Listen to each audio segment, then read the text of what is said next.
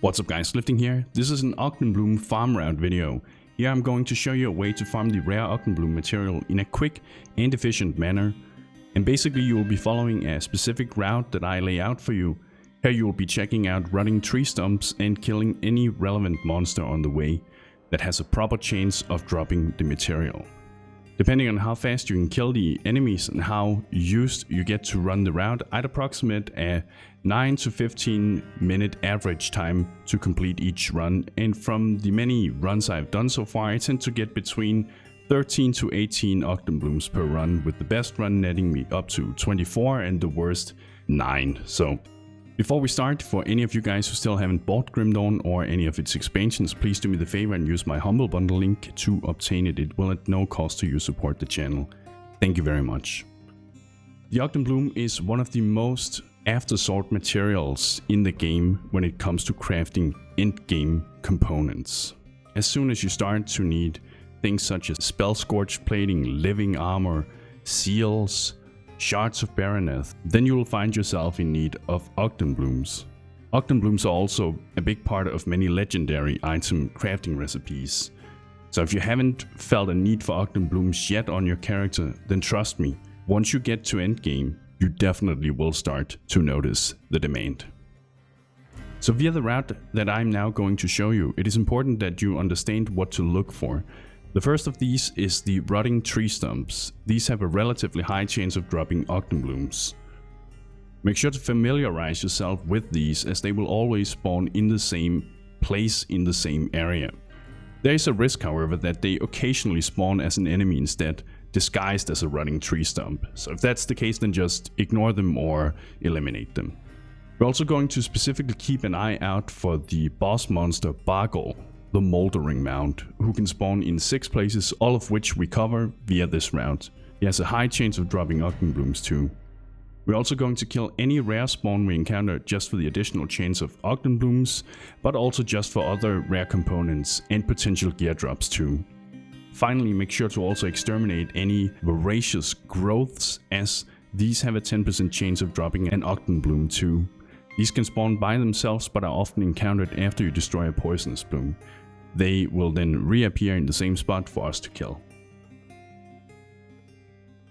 So as for the route, we're going to start by taking the Rift Gate to Barrowholm. From here we're going to run south into Ogdenburg. The first area we're going to check is directly south of the Rift Gate around this spot.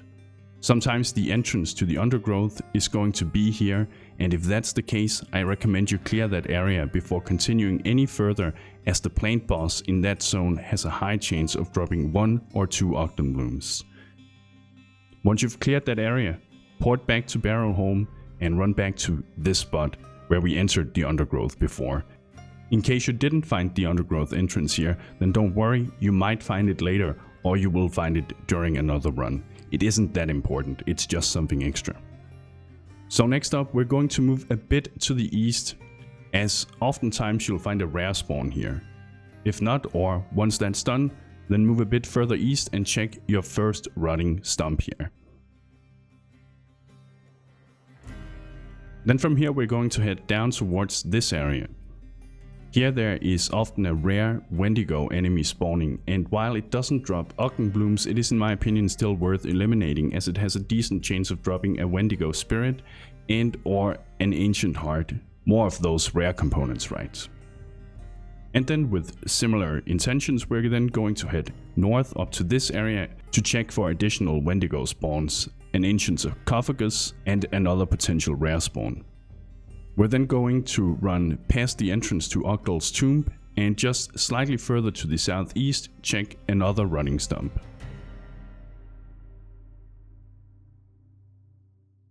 And as the final thing before we port to a different area, let's run just a bit further south and pick up the last remaining rotting stump in this area.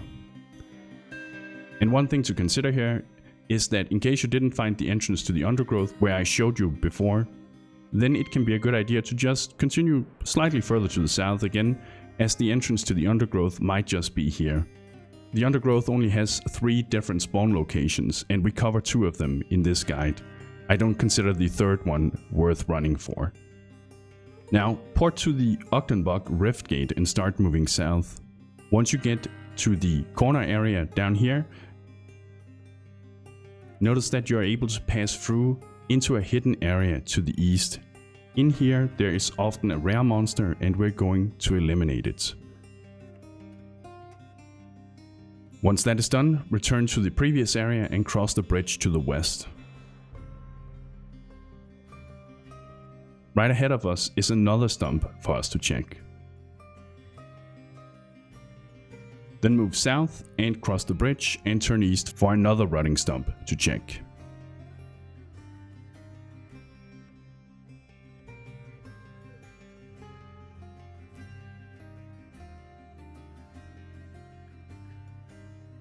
Then pass through this area and pay attention to if any rare spawns are nearby, as it is rather common to find Bargle or one of the other ones here.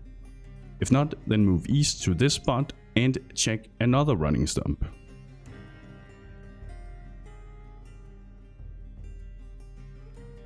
Now let's move south, then turn east, check for rare spawn, and if not, then continue further east.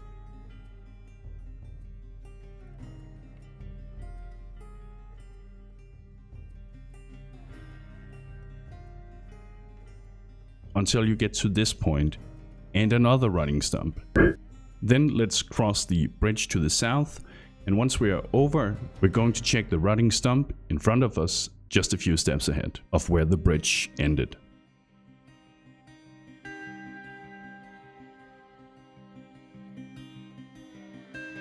Then follow the path to the west for another rotting stump spawn.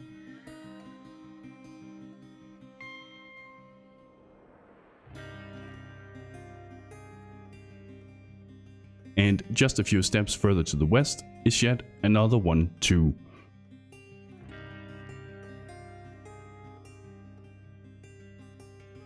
Now continue south and check this area for a potential rare spawn or Bargle.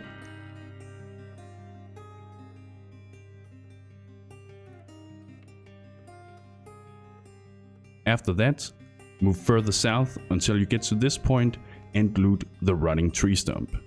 And as we're standing here, the route has almost come to an end, but there is just one place left for us to check before we reach completion. From where you're standing now, port to Gloomwell's Crossing and follow the path towards the southeast, and then head north up to this point. On each side of you there will be 2 running stumps for you to check out, and that, my friends, marks the final step on the route, and you're done. If you still need more Ugdenblooms, simply make a new game and start the route over.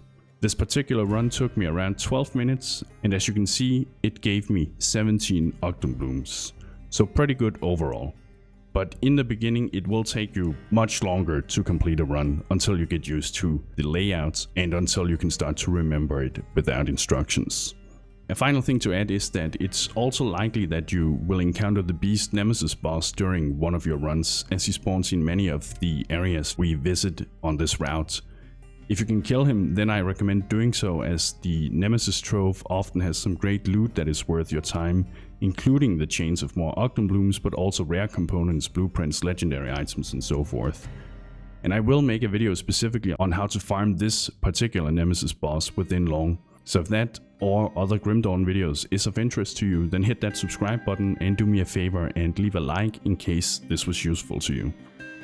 Check out my Audible link in the description for a free audiobook of your choice. This will sign you up for a 30-day free trial, which you can cancel at any time. Even if you cancel, you still get to keep the audiobook you picked for yourself, free of charge. Thank you for watching, and bros, do you even nerd?